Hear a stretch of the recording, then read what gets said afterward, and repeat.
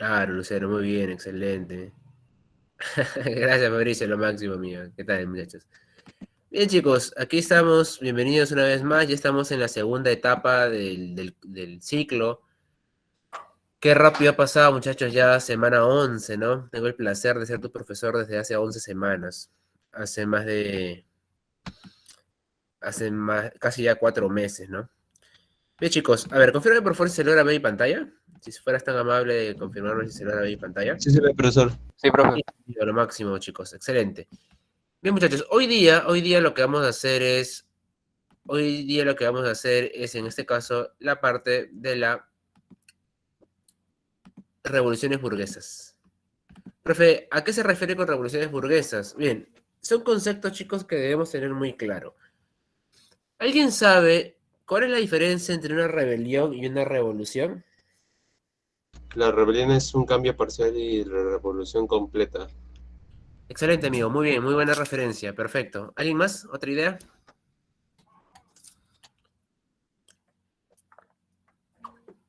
Por ejemplo, ¿por qué lo de Tupac Amaru fue una rebelión y no una revolución? ¿Y por qué hablamos de revolución industrial?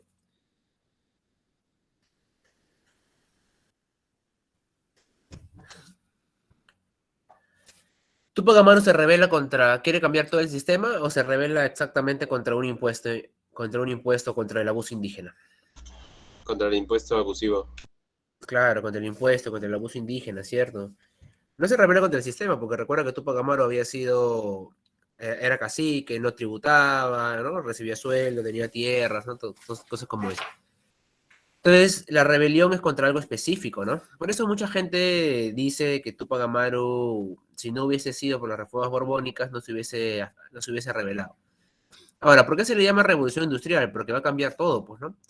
Va a cambiar todo el sistema productivo. Va a pasar de ser un sistema manufacturero, es decir, producción por tus manos, a una producción en máquina, ¿no? Una producción masiva. Es lo mismo que va a pasar con estas revoluciones, van a cambiar el sistema. Por ejemplo, la Revolución Francesa cambia el sistema monárquico, el absolutismo, por un sistema republicano, bajo la presencia de elecciones populares. Y la revolución de las 13 colonias, la independencia de las 13 colonias, como tú le llamas, va a cambiar completamente la forma de gobierno, porque se va a ir Inglaterra de Estados Unidos y va a empezar a gobernarse a partir de presidentes. ¿Bien? Chicos, y ahora el siguiente concepto que necesito que entiendas es el burgués. ¿Quién es el burgués? ¿Quién es el burgués?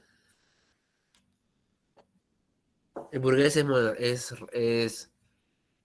burgués es una persona de la nobleza, del clero, es del pueblo, tiene dinero. ¿Qué características tiene el burgués? Es el que tiene Oye, por dinero. ejemplo, claro, gente que tiene dinero, que tiene negocios, ¿no? Es parte del pueblo, ¿eh? Por ejemplo, el día de hoy la gente, nosotros comemos a veces cuando estamos así sin plata, comemos en el mercado, ¿no? Comemos ahí en una esquinita nada más, ¿no? Un ceviche así de 5 solcitos bien, bien taipá, ¿no? Pero cuando tenemos dinero vamos a un restaurante, ¿no? Queremos ahí gastar, tomarnos nuestro selfie, ¿no? Cuando, por ejemplo, estás misio, tomas desayuno en una quinoa con pan con palta nomás, ¿no? Pero cuando estás con dinero vas a estar, ¿no? Tomas tu foto, tu selfie. Claro, muy bien. Entonces, ahí, cuando tus amigos te dicen, oye, te has aburguesado, dicen, ¿no? Cuando gastas plata, dice, oye, te has aburguesado. ¿Por qué dicen eso? ¿Por qué es el término, oye, te has aburguesado? Te estás aburguesando, dicen, ¿no? ¿Han escuchado alguna vez ese término? Es más, no hasta el presidente parece que le dice, ¿no? Parece que el presidente se está aburguesando, dice, ¿no? Antes era del pueblo, ¿no? Comía en olla de barro, ahora está aburguesado. Porque chicos, el término burgués va siempre ligado a personas que tienen dinero, a personas que tal vez en sus condiciones no eran privilegiados, como la nobleza o el clero, pero que a partir de los negocios han podido, o a partir de un cargo, han podido ascender socialmente y tienen dinero. La burguesía recuerda que nace en las ciudades, el burgo, ¿no? El burgo es una ciudad libre en el medioevo, ¿no? Que comienza a tener cierta libertad económica porque hace el comercio, ¿no? ¿Se acuerdan que hablamos de las ligas? De la liga lombarda, ¿no? La liga hansa teutónica. ¿Se acuerdan que hablamos de las ligas, de los comercios entre ciudades? ¿De acuerdo? Hace 2 semanas hablamos de eso. Sí, muy bien, Lucero, excelente. Entonces, de esta manera aparece el burgués, ¿no? Un personaje del pueblo que tiene ingresos y que va a invertir. Entonces, ¿por qué se van a dar las rebeliones? Bien, chicos, las revoluciones burguesas son justamente estos procesos históricos que conllevan a un cambio del antiguo régimen. Estos muchachos, estos procesos históricos van a ser liderados por la burguesía. Profe, ¿por qué la burguesía? ¿Por qué no el pueblo? ¿Por qué no el campesino? Chicos, porque una revolución, ¿tú crees que tú tú vas a querer sacar al rey y el rey se va a dejar? ¿Tú crees que va a ser pacífico esto? No, No, va a ser violento, sin lugar a dudas. O sea, vas a entrar en guerra. ¿Una guerra es barata o es costosa? costosa. Costosa, excelente. Entonces, ¿quién debe financiar las guerras? ¿El que tiene plata o el que no tiene plata? El que tiene El que tiene dinero, sin lugar a dudas. Pregunta, ¿y quién tiene dinero? ¿El pueblo? Perdón, ¿el campesino, el artesano o el burgués? burgués. El burgués, muy bien, excelente. El burgués es el que va, en este caso, a financiar al que va a estar atrás de todo este tema. Profe, ¿y por qué el burgués quiere acabar con el antiguo régimen? Porque le conviene, pues muchachos. Si sacas al rey y si sacas el absolutismo, imagínate nada más de que tu logro sea poner una monarquía constitucional, es decir, poner un parlamento. ¿Quiénes crees que van a estar en el parlamento? ¿El campesino o el burgués? El burgués. El burgués, sin lugar a dudas. Pregunta, cuando saques, en el caso que elijas una república y convoques a elecciones, ¿quién crees que va a elegir? ¿El campesino va a elegir o va a elegir el burgués? El burgués.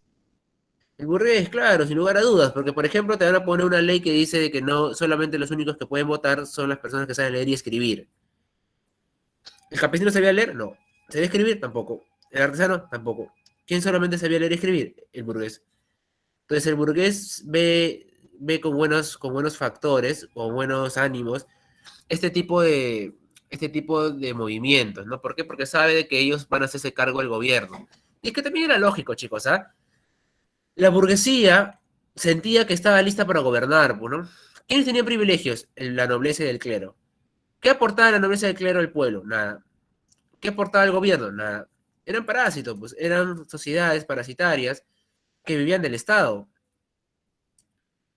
El noble no trabajaba, el clero no trabajaba. ¿De qué vivían? De los impuestos. ¿De los impuestos que le cobraban a quién? Al pueblo, al burgués, al campesino, al artesano.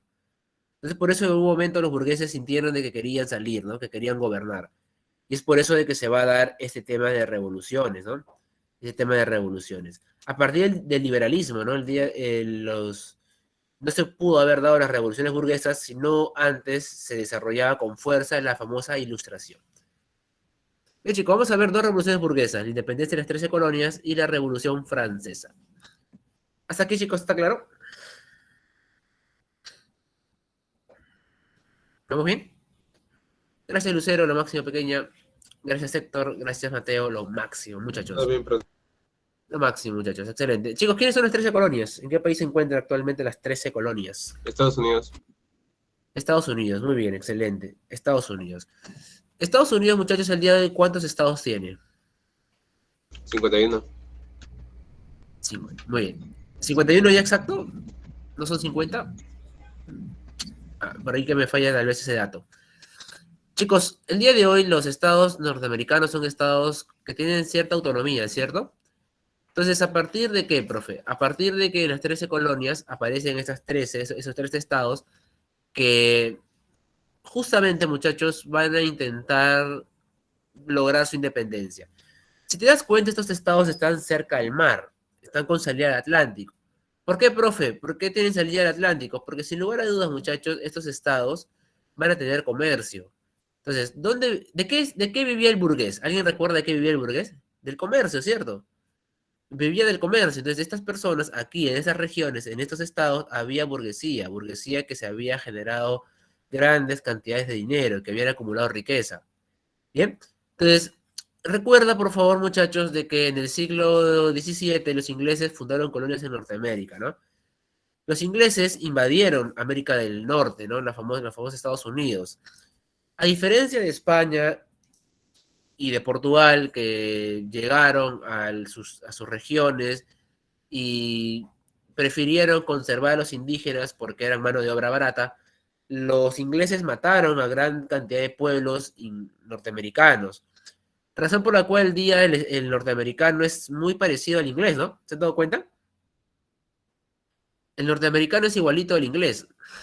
Blanco, pálido casi, cabello claro, ojos celestes, ojos verdes, ¿no? Son casi similares. ¿Por qué, profe? Porque aquí no, ahí en América del Norte no hubo mestizaje, como sí lo hubo acá, ¿no? En América del Norte, la mayoría de pueblos, la mayoría de tribus que existían en esa región fueron masacradas, ¿no? Por ahí que de los pueblos que así se quedó fueron los Cherokees. No sé si ustedes se acordarán que en Estados Unidos hay un día llamado el Día de Acción de Gracias. ¿Has escuchado? Claro, ese día en el cual los colonos, ¿no? Se reunieron con los pueblos, ¿no? Con los pueblos nativos, ¿no? Bien, bien, chicos. Entonces, claro, tribus civilizadas, ¿no? Fueron pocas las que quedaron, ¿eh? Fueron pocas.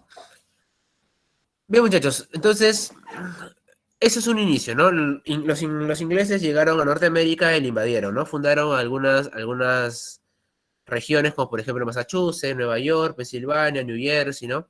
Virginia, Carolina del Norte, Carolina del Sur, Georgia, ¿no? Que son las primeras 13 colonias que van a plantear, chicos. Recuerda de que había bastantes civilizaciones, habían bastantes estados, pero van a ser 13 los que van a iniciar la guerra. Y es que algunos norteamericanos no quieren pelear. Por el contrario, muchos de ellos van a sumarse a las tropas reales, a las tropas del rey de Inglaterra. Es como aquí, ¿no? Aquí en el Perú, por ejemplo, en la independencia del Perú, en las tropas de San Martín, de Bolívar, habían esclavos, indígenas, mestizos, criollos. En las tropas del virrey, habían también esclavos, mestizos, indígenas, criollos. ¿Ven? Entonces, eso es importante recordar. ¿Bien? Ahora, también tenemos que recordar de que Inglaterra era la potencia en el mundo en ese momento. Inglaterra era poderosa. Bien. La guerra de los 7 años, muchachos, incrementaron el control de sus colonias. Esta guerra debilita, porque obviamente una guerra es costosa. Entonces, ¿cómo yo puedo recolectar mayor cantidad de ingresos? Por impuestos, ¿no? Por impuestos. Pero estos impuestos en algún momento van a molestar, pues, ¿no? Es como, por ejemplo, el día de hoy, ¿no? Imagínate, el día de hoy la gente está viviendo con complicaciones porque el tema de pandemia no ha hecho que tus ahorros, que tu economía tal vez caiga y que el Estado decida incrementar los impuestos. ¿Cómo crees que lo va a tomar el pueblo? ¿Lo va a tomar bien o se va a incomodar?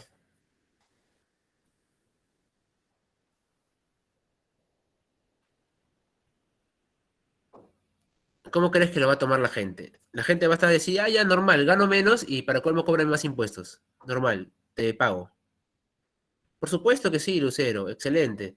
La gente se va a incomodar, pues, ¿no? La gente se incomodaría si esto ocurriera. Y lo mismo va a pasar acá. La guerra de los 7 años va a generar un desgaste en Inglaterra, va a entrar en un problema económico y la salida más sencilla que va a tener el rey es aplicar impuestos. Incrementar los impuestos en la colonia para que recaude más dinero. Eso es una doble filo, porque si tú le aumentas los impuestos a la gente en algún momento se va a incomodar. Y efectivamente, chicos, esto ocurrió en Norteamérica.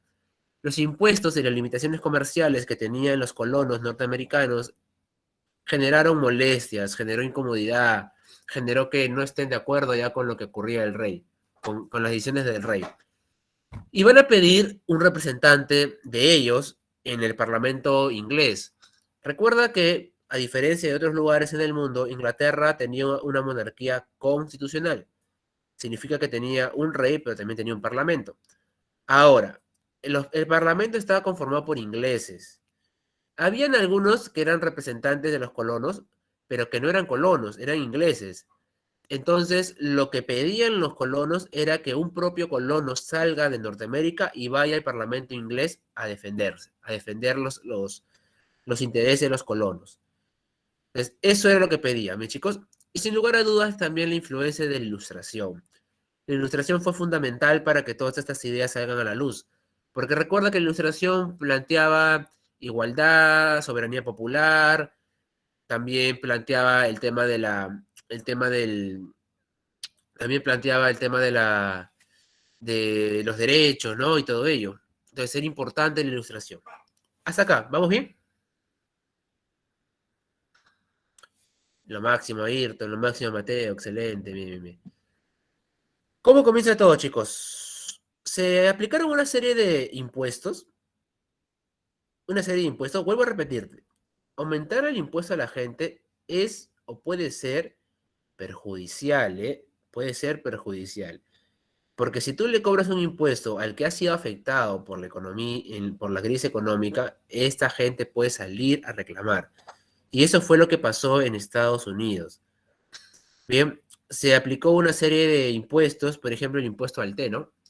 La corona quiso monopolizar la venta del té. Oye, profe, pero eso no tiene sentido, pues. ¿Por qué sería importante el té? No tiene mucho sentido, ¿no? Chicos, y es que el té era algo cotidiano en la vida de los norteamericanos. Es más, era cotidiano en la vida de los ingleses. ¿Ustedes alguna vez habrán visto que venden juguetes que dicen la salita del té? ¿Han visto estos juguetes que venden? Una salita del té, ¿no? Y te dan, te quieren vender una mesita con teterita y con vasitos y todo eso. ¿Han visto? ¿Sí? Claro. Daniel dice que sí, sí, también. Bien, bien, bien. ¿Por qué pasa eso, profe? Porque el té era una costumbre, pues. Es como que para ti es una costumbre el pan, ¿no? Para ti es importante el pan, todos los días comes pan de seguro. Entonces, para ellos era normal el té, ¿no? Era una tradición por las tardes tomar el té. Claro, por supuesto. Por esta razón, el té era algo que todo el mundo consumía. Y es fácil, pues chicos, ¿a qué le aplicas impuestos? ¿A lo que no consumen o a lo que sí consumen todos? A lo Si que sí quieres consumo. recaudar más dinero, ¿a qué le aplicas impuestos? ¿A los que no consumen o a los que sí consumen? Si quieres recaudar más, ¿a lo que sí consumen? Claro, sin lugar a dudas, a los que sí consumen, porque vas a recolectar para todos, ¿no? Porque a todos le vas a cobrar. Entonces, cuando la corona quiere monopolizar el té, significa que ahora, a partir de ahora, solamente la corona puede vender té. Significa que tú tienes que, si la corona quiere aumentar el impuesto, tienes que aguantarlo. Es como, por ejemplo, Sedapal, ¿no? Si Sedapal te da un mal servicio, ¿tú dejas de pagarle a Sedapal? ¿Tú dejas de comprarle el agua a Sedapal? ¿Sí o no? No, ¿por qué no? Es el único proveedor. Claro, excelente, porque es la única empresa en el Perú que da agua. Si no le quieres pagar a Sedapal te corta agua y vas a tener que estar yendo al río a llevarte tus botellas de agua, llenar tu botella de agua, ¿no? O esperar a la cisterna que venga y llene, porque si no, no tienes agua. Entonces lo mismo hace aquí, chicos. La corona inglesa quiere monopolizar el té. Significa que si la corona quiere aumentar el precio del té, tú tienes que sí o sí aceptarlo. ¿Por qué? Porque es el único que va a vender té. Entonces es un problema y la gente no acepta eso.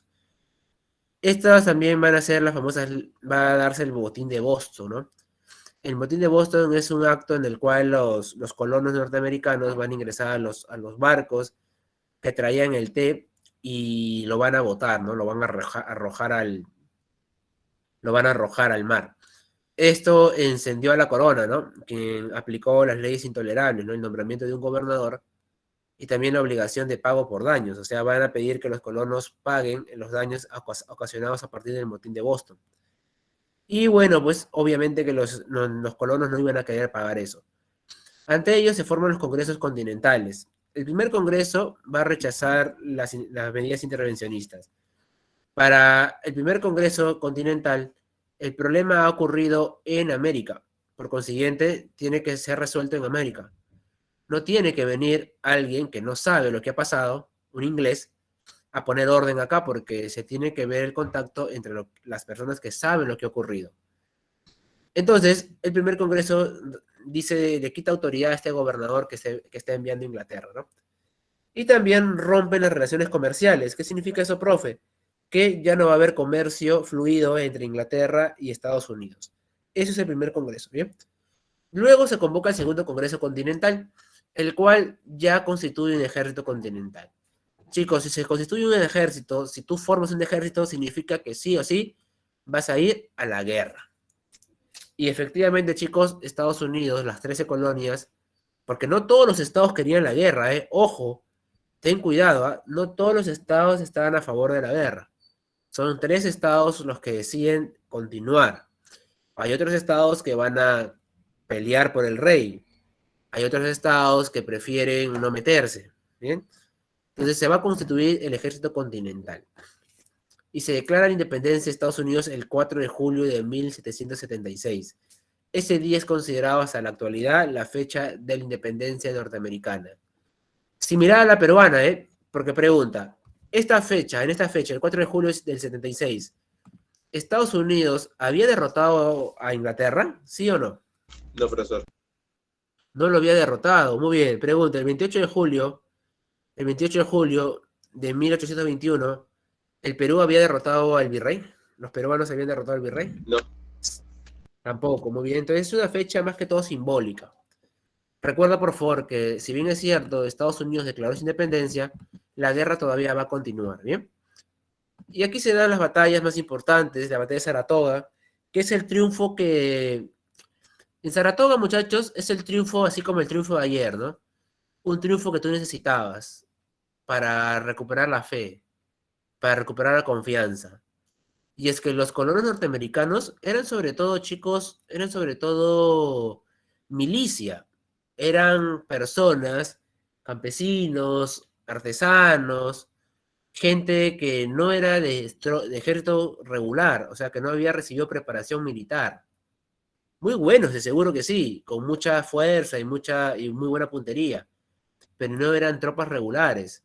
Quien tenía mayor cantidad de tropas regulares eran las tropas del rey, ¿no?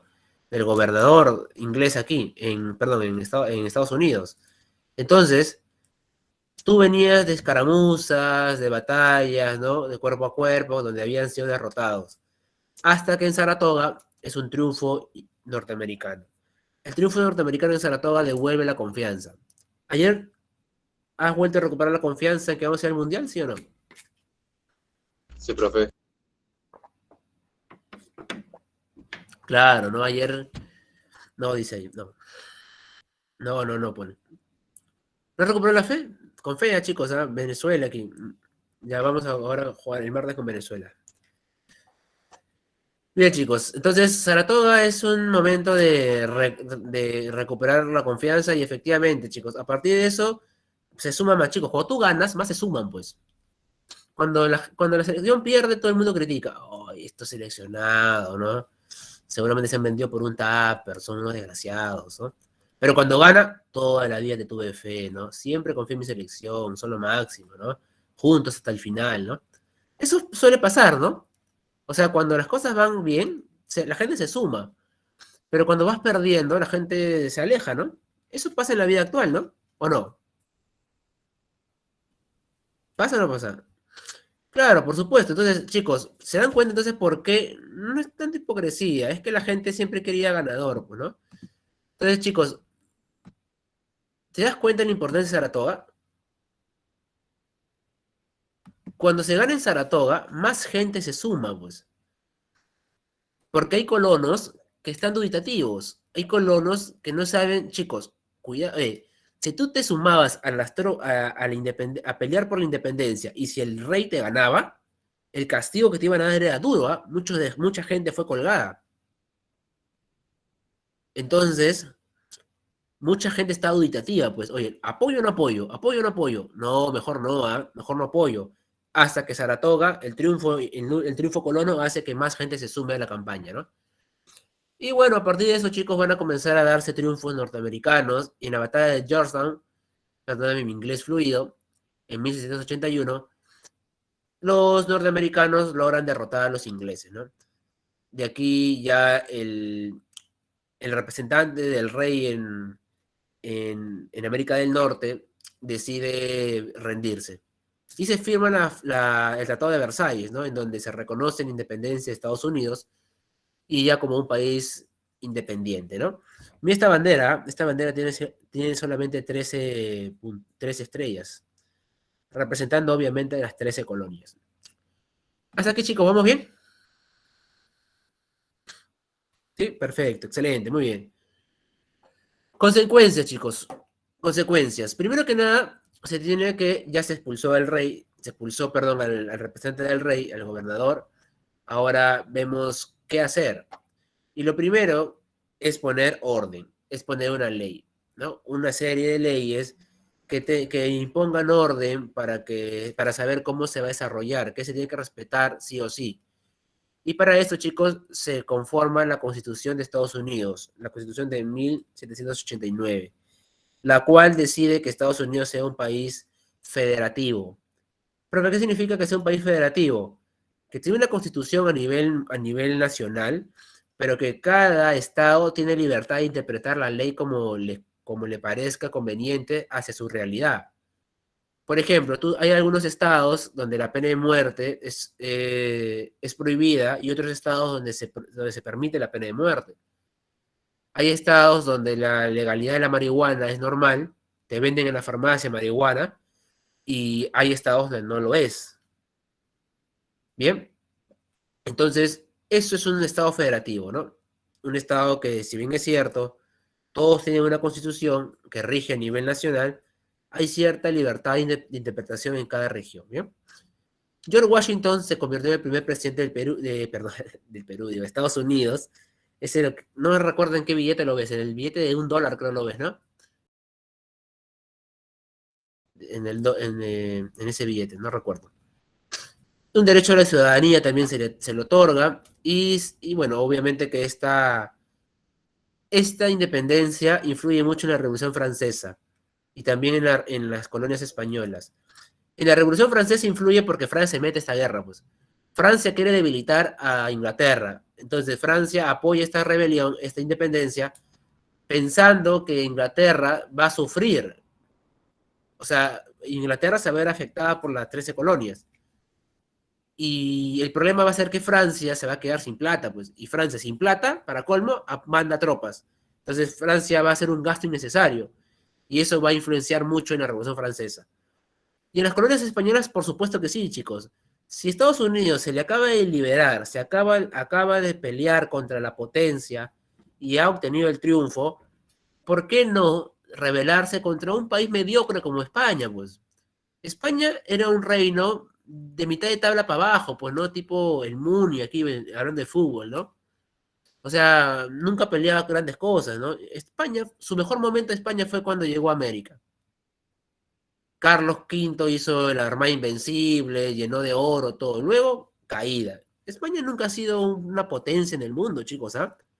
Entonces, si Inglaterra ha sido derrotado por Estados Unidos, Estados Unidos ha derrotado a la potencia, ¿por qué no las colonias españolas podían derrotar a un reino que viene en crisis? Yo te pregunto, ¿cuántos soldados crees que mandó España para defender las colonias americanas? Mándame una cifra cualquiera, adivina, adivina. ¿Cuántos soldados crees que mandó España para defender sus territorios? Excelente, Esteban. Mandó nada. No mandó ningún soldado. No mandó ningún barco. Por eso te vuelvo a repetir que España era un reino, bueno, que no se molesten mis amigos españoles, pero era un reino mediocre, pues, a comparación de Inglaterra. No estaba a la par de Inglaterra, sin lugar a dudas.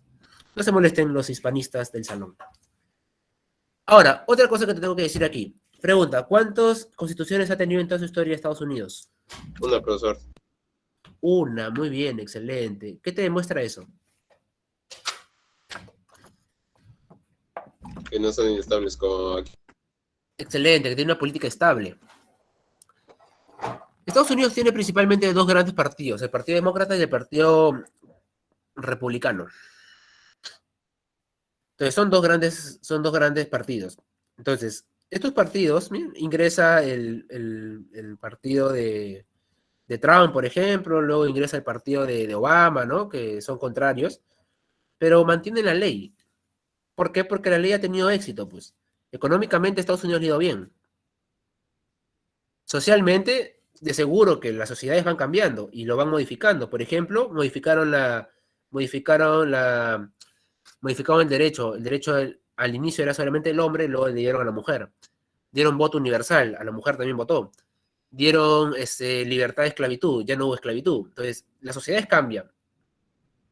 Y por eso la Constitución va a ser modificada, pero el marco legal sigue siendo el mismo. O sea, tengo mi Constitución y yo le voy haciendo modificaciones poco a poco, acorde a las necesidades que tiene el país año tras año.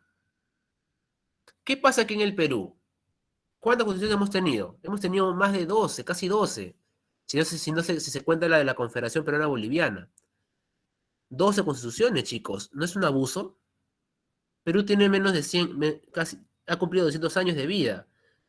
Significa que cada 20 años hemos cambiado, cada 15 años hemos cambiado constitución. Y ahora hay un pedido de cambiar constitución. No te digo que no se debata el cambio. Se puede debatir, por supuesto. Pero la pregunta ¿es el problema del Perú la constitución?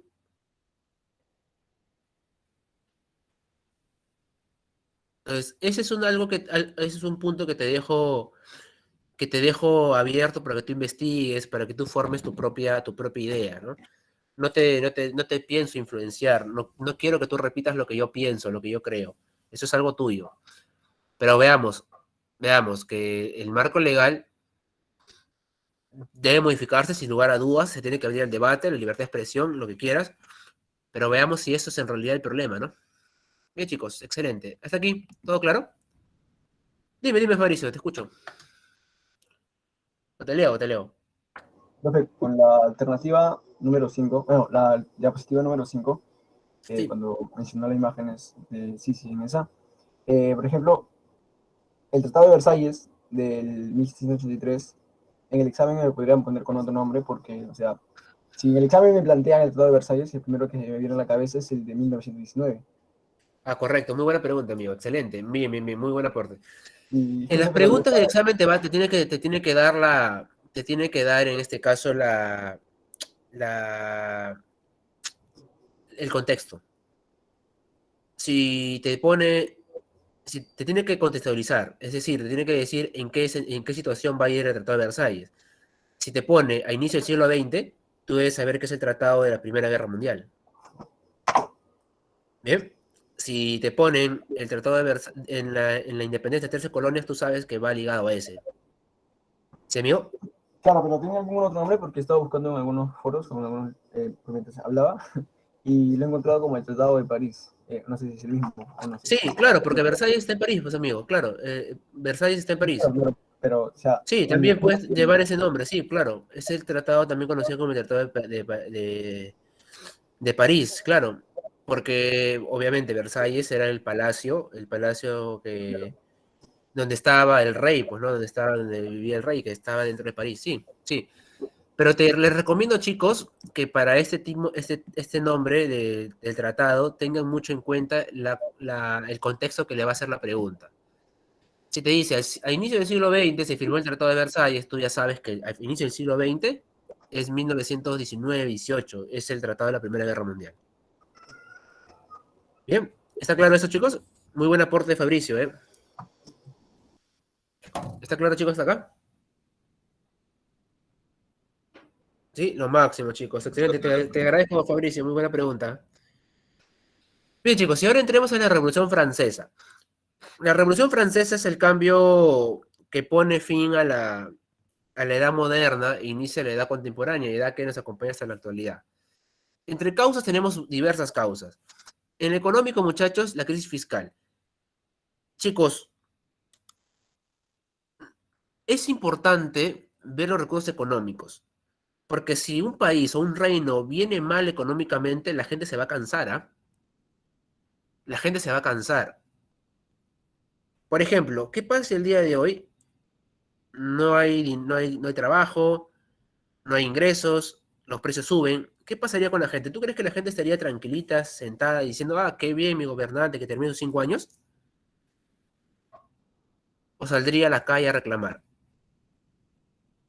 Claro, se revela porque la economía es un bastión fundamental. Te pongo un ejemplo.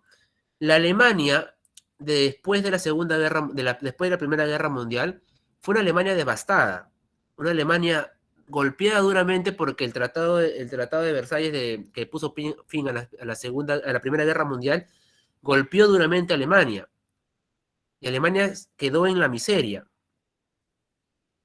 Y apareció un personaje que hablaba de nacionalismo, de que los alemanes deberían recuperar su poder, que teníamos que tenía que ser el más poderoso de toda la región, ¿no? Que hablaba duramente de los judíos, ¿no? Y todo eso. Y la gente, porque vivía en crisis, se acercó a esa persona. ¿Quién es esa persona? Hitler, Hitler, claro, claro. ¿ves? Claro. Si Alemania vivía en bonanza, ¿tú crees que le iban a hacer caso a Hitler? No, claro que no. Entonces, chicos, es por eso que es importante reconocer la crisis económica.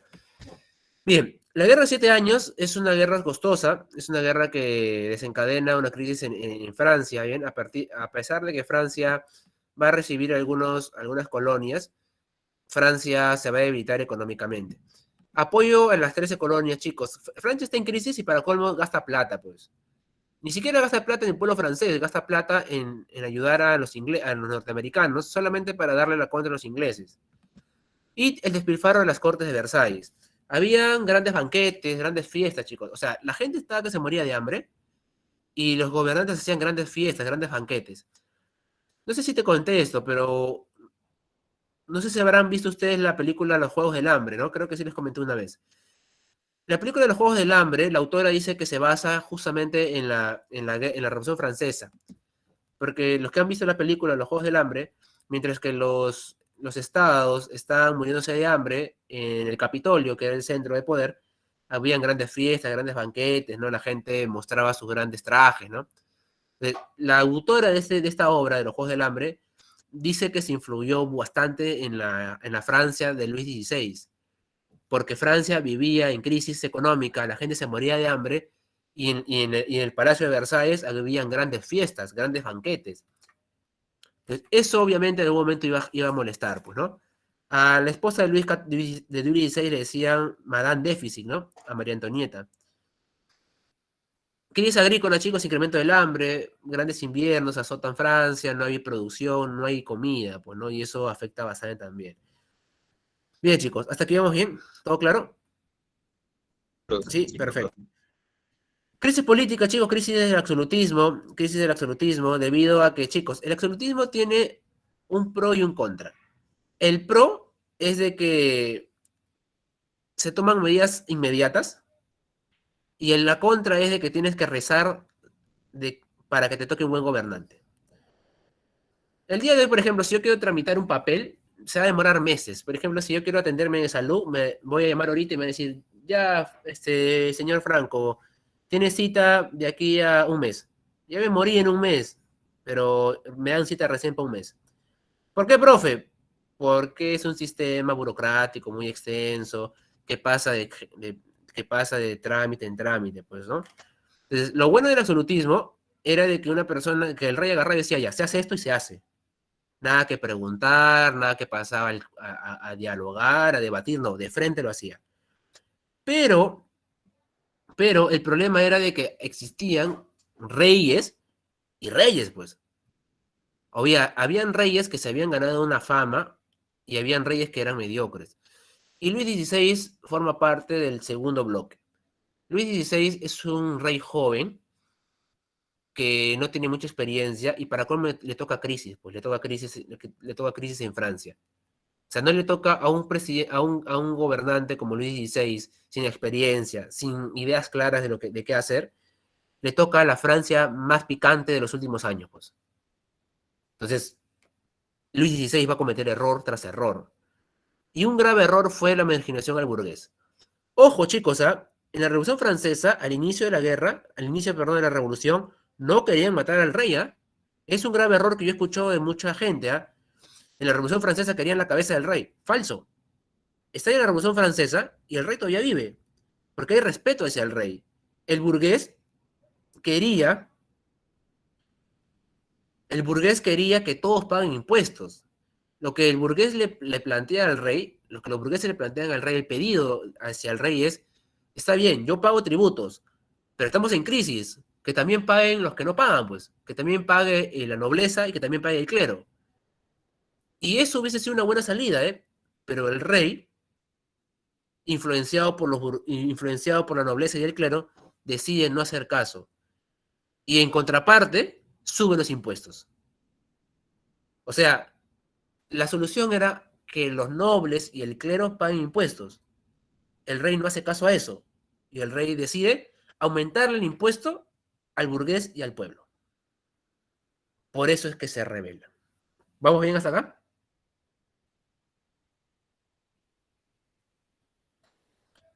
Lo máximo, chicos, ¿ah? Desigualdad social, esto va ligado con lo político. Había minorías privilegiadas como el clero, la nobleza, ¿no? Mientras que las mayorías, que era el pueblo, el tercer estado también se le llamaba, porque es una sociedad estamental, recuerda, es un estamento, o sea, está por estados. El tercer estado era el que pagaba tributos, el que tenía que mantener a estos parásitos, pues, ¿no? Ellos decían así, eran parásitos. El clero y la nobleza eran estados parasitarios que vivían del estado, ¿no?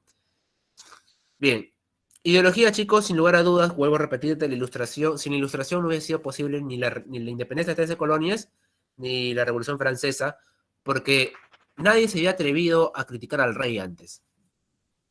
Y con la ilustración se critica al rey. Se le dice al rey, oye, está bien ya, tienes poder y todo eso, pero tus decisiones tienen que ir para las mayorías, más no para las minorías. Por eso en la ilustración se planteaba dividir el poder, por ejemplo, ¿no? Que el rey no tenga poder absoluto, o que el rey tenga un parlamento que le diga qué hacer o que le haga el contrapeso, si es que existe una decisión que perjudica al pueblo, ¿no? Bien, chicos. A ver, está en la revolución. Francia está en una crisis completa, estaba sumergido en una crisis total, y se convocaron los estados generales. Los estados generales en una convocatoria que se hacía solamente en caso de crisis. Después de muchos siglos, Francia convocaba a estados generales. No se había vivido eso desde hace mucho tiempo. Después de siglos, Francia convoca estados generales. Y van los tres estados. Va la nobleza, el clero y el pueblo. Y en los representantes van 300 de la nobleza, 300 del clero y 600 del pueblo. Se pedía una votación, una votación individual. ¿Qué significa? Que los 600 del pueblo voten uno cada uno, que los de la nobleza, los del clero voten uno cada uno. O sea, que valga el voto individual. Eso se pedía. Pero el rey decide que voten por estados. O sea, que solamente existan 3 votos. Un voto de la nobleza en general, un voto del clero y un voto del pueblo. Eso obviamente iba a perjudicar al pueblo. Pregunta, chicos, ¿tú crees que la nobleza iba a votar a favor de que ellos ahora paguen impuestos y trabajen? No, obviamente. ¿Tú crees que el clero iba a decir, ya, a partir de ahora yo voto para yo también pagar? No, por supuesto. Razón por la cual, chicos, el pueblo se enoja, pues, ¿no? Porque siente que fue manipulado. Entonces, aquí rompe con los estados generales y se van a la Asamblea Nacional. En la Asamblea Nacional, en el juramento del Salón de la Pelota, juran darle a Francia una constitución, no parar hasta darle a Francia una constitución. Chicos, esta es la gran pintura que representa el antiguo régimen, pues, ¿no? Un pueblo agotado, trabajando, y encima de ellos a la nobleza y al clero de mantenidos, pues, ¿no? Porque estos pueblos, este estamento no trabajaba, pues, ¿no? Bien. Ahora, luego se van a la Asamblea Nacional constituyente, o sea, están haciendo una constitución, y aquí, muchachos, van a eliminar el antiguo régimen, porque le van a dar a Francia una constitución. Van a saltar la Bastilla el 14 de julio, día histórico para Francia. Francia celebra tipo una independencia, ¿no? Tipo una independencia el 14 de julio, es el día de la celebración francesa, ¿no? El, el, 14 de julio de 1789 es el día que se habla de que estalló la Revolución Francesa. Pero va a haber un gran miedo. ¿Por qué? Chicos, porque acabas de rebelarte contra el que era abusivo contigo, pues. Imagínate que tú seas un esclavo, o que seas un indígena acá en Perú, y que el español te haya golpeado, te haya azotado, te haya hecho sentir mal. Pero ahora ya no hay quien lo proteja al español. ¿Qué le harías al español? Imagínate que tú seas, en este ejemplo, no te digo que seas violento, ¿ah? Te pongo el ejemplo. Te cuento lo que hicieron los haitianos. En la rebelión de Haití de esclavos, los haitianos colgaron a sus patrones. Porque cuando se da la independencia de Haití, los antiguos, los dueños de los esclavos, se quedan sin protección porque las tropas del virrey se van de Haití. O sea, dejan al español, al criollo, al hacendado, sin protección. Y los haitianos, los esclavos haitianos, que eran grandes y fuertes, obviamente, porque el esclavo era fuerte de por sí, tipo así como tu profe, chapado, musculoso, los haitianos cuelgan a sus dueños. Profe, ¿por qué? Porque habían sido lastimados pues, durante mucho tiempo. Habían sido golpeados durante mucho tiempo. Y aquí pasa lo mismo, chicos. Los Anculox, que eran los parisinos que tenían ese rencor por todas las vivencias que habían tenido, empiezan a saquear, muchachos, empiezan a saquear los castillos, empiezan a querer a quemar los castillos de los nobles, porque obvio, pues, ya estaban cansados. Bien, y ese fue el gran miedo, el gran miedo. Esa fue una etapa muy dura, fue una etapa muy dura donde se estaban matando entre franceses, pues, entre franceses. Pero nada a comparación de la que vamos a ver en un ratito. Durante esta etapa se va a dar la Declaración de los Derechos del Hombre y del Ciudadano. Ojo, solamente del hombre, no de la mujer. No de la mujer.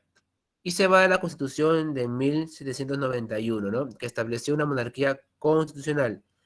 O sea, te vuelvo a repetir, ya arrancó la Revolución Francesa y los franceses todavía quieren que el rey gobierne, que el rey reine, ¿ves?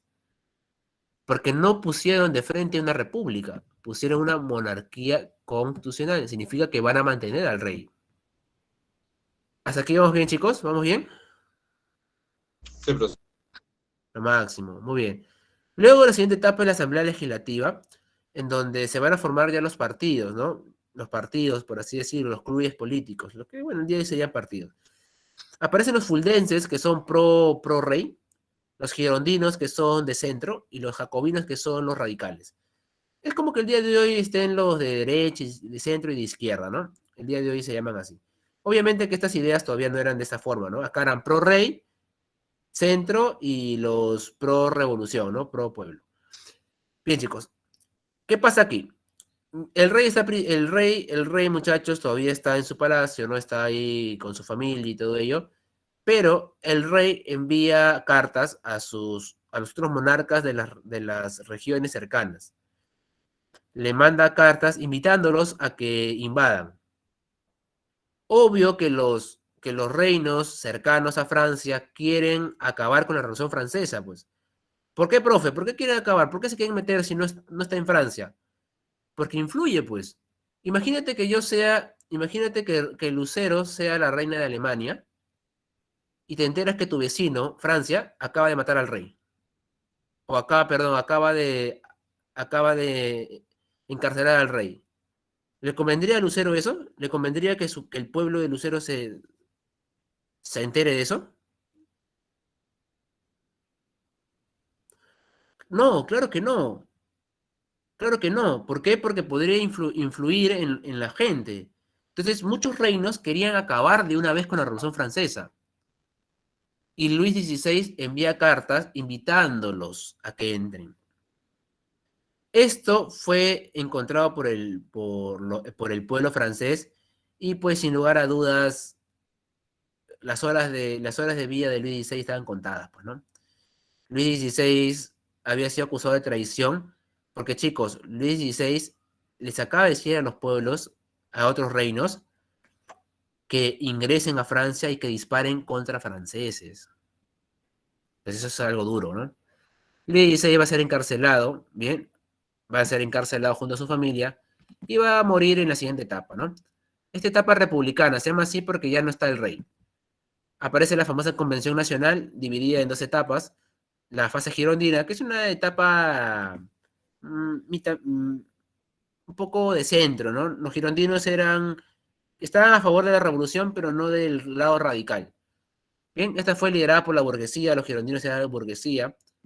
Fue la primera república francesa. Y aquí, chicos, en esta etapa girondina, Luis XVI va a ser ejecutado por la guillotina. Bien. El pueblo francés reclamaba cambios estructurales. Mucha gente radical quería cambios completos. Los girondinos no, pues, porque los girondinos son burguesía. A ellos no les conviene a ellos les conviene que se acabe con la tiranía del rey, pero que no se acabe el estatus, pues, ¿no? Porque ellos son ricos, pues, ellos tienen dinero. Ellos también, aparte, tienen industrias, tienen empresas, ¿no? Entonces no les conviene mucho eso. Entonces, el pueblo francés no, que el pueblo francés se va a dejar influenciar por los jacobinos, ¿no? Y este jacobino, es la fase jacobina, es la famosa etapa del terror. Liderada por nuestro amigo Maximiliano Robespierre, conocido como el Incorruptible, esta es la etapa más radical de todas, donde se le cortó la cabeza a todos aquellos que estaban en contra de la revolución. Imagínate, ¿no? De que yo estoy a favor de la revolución, pero yo digo, oye, ¿no? ¿Por qué pusieron no? ¿Todo bien hasta acá? ¿Sí, no?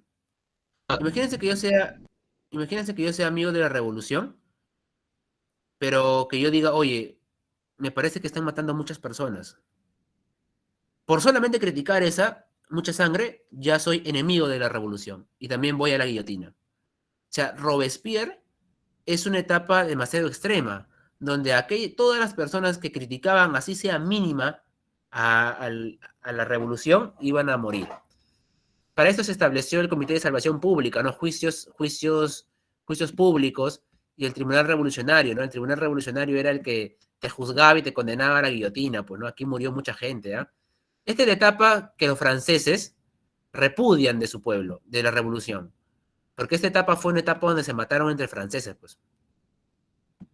Hasta que llegó la reacción termidoriana, donde los girondinos recuperaron el poder. Y, curiosamente, Robespierre va a morir en la guillotina. Chicos, es curioso, ¿ah? Porque Robespierre, días antes de que se dé la reacción termidoriana, Robespierre amenazó a los girondinos, ¿ah? Robespierre amenazó a los girondinos diciéndole que los ibas a guillotinar si es que no se sumaban. O sea, al, estás amenazando a gente que luego te va a votar, pues. Yo siempre les pongo el ejemplo con lo que pasó con Vizcarra, ¿no?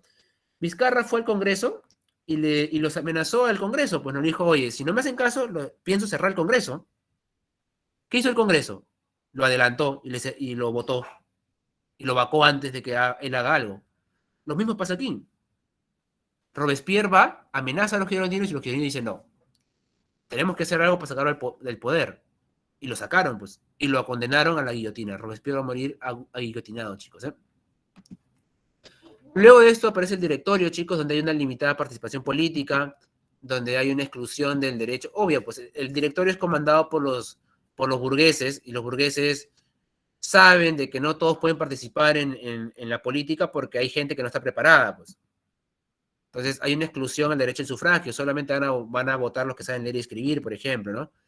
Y mientras en el exterior hay guerras. ¿Por qué? Porque hay reinos que quieren tumbarse la Revolución Francesa. Y ahí aparece la figura de Napoleón.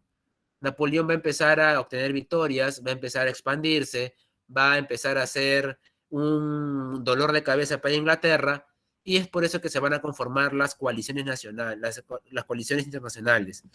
Las coaliciones son las alianzas de las monarquías en contra de la Revolución Francesa.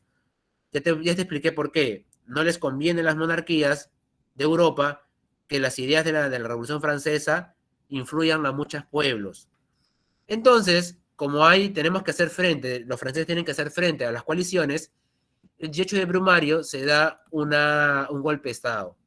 Napoleón da un golpe de Estado y los burgueses apoyan a Napoleón.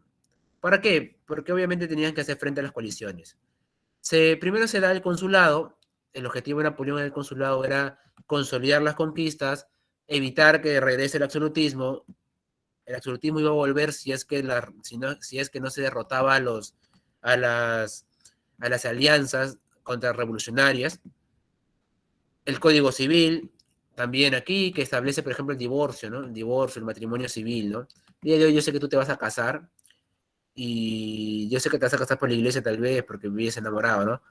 Pero lo más importante es el matrimonio civil, ¿no? Porque ahí depende la repartición de bienes. Napoleón luego de eso, chicos, va a consolidar en el imperio napoleónico, donde Napoleón va a consolidar las conquistas que hizo, va a dar el famoso bloqueo continental, razón por la cual va a empezar los problemas con Inglaterra. La Revolución Francesa va a llegar a más pueblos, las ideas de la revolución van a llegar a más pueblos, y obviamente, chicos, Napoleón va a recibir coaliciones que lo van a enfrentar. Y Napoleón va a ser derrotado en Waterloo, en 1815. Bien, Napoleón va a ser derrotado. Y una vez que, es curioso, ¿no? Porque la Revolución Francesa inicia porque hay un gobernador absoluto que está haciendo todo. Y es curioso porque termina con Napoleón como emperador. O sea, con un emperador que tiene poder absoluto. Esa es la paradoja de la Revolución Francesa. Por eso hay algunos historiadores que dicen que la Revolución Francesa acaba con el golpe de Brumario, pues, ¿no? Porque ya después de eso fue un absolutismo. Porque Napoleón se consolidó como emperador, hizo y deshizo lo que quería en Francia.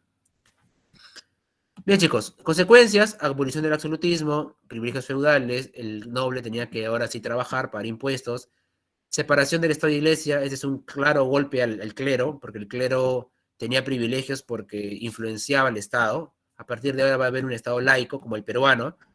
El Estado laico es un Estado que permite todo tipo de religión. Abolición de la esclavitud, hay derechos también, los derechos feudales se acaban, ahora todos son iguales ante la ley. En lo económico, la confiscación del patrimonio del clero. Obvio, el clero si tenía tierras, el clero tenía que pagar impuestos por sus tierras, pues, lógico. Si no, ven para acá, para el Estado todo. También se suprimió el diezmo, que era el impuesto que cobraba el clero sin trabajar, pues, ¿no? Abolición también del poder de los gremios. El gremio era un sector muy cerrado. A partir de la Revolución Francesa, todo el mundo tiene libertad de invertir y de meterse en el negocio que quiera. Si yo quiero ser panadero, yo puedo invertir en los panes. Antes no era así, pues antes los gremios controlaban todo.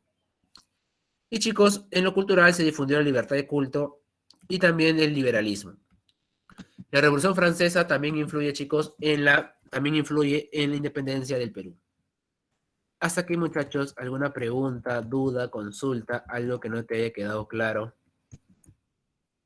Todo claro. ¿Tienes alguna duda? ¿Todo claro, seguros? ¿Todo bien? Tema interesante, ¿no, muchachos? Un tema muy interesante, la verdad. Es un tema que me agrada bastante en mi historia. Bien, chicos, aquí está. Te dejo las claves también de la separata del día de hoy. Practícala, por favor. Sería bueno Si tienes alguna duda, ya sabes, me la dices para poderte ayudar, ¿ya? Voy a parar aquí la grabación. Gracias, chicos, por